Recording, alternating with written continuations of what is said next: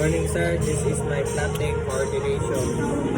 So first is latitude 0.1 degrees, the other is Babosek.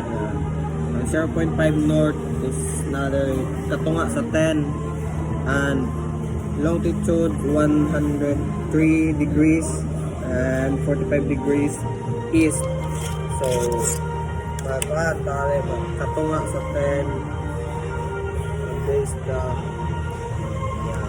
sa longitude nga 45 degrees.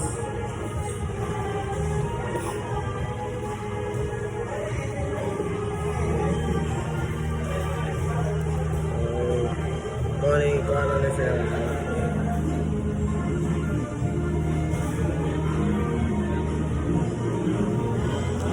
That's my protect, sir. That's all.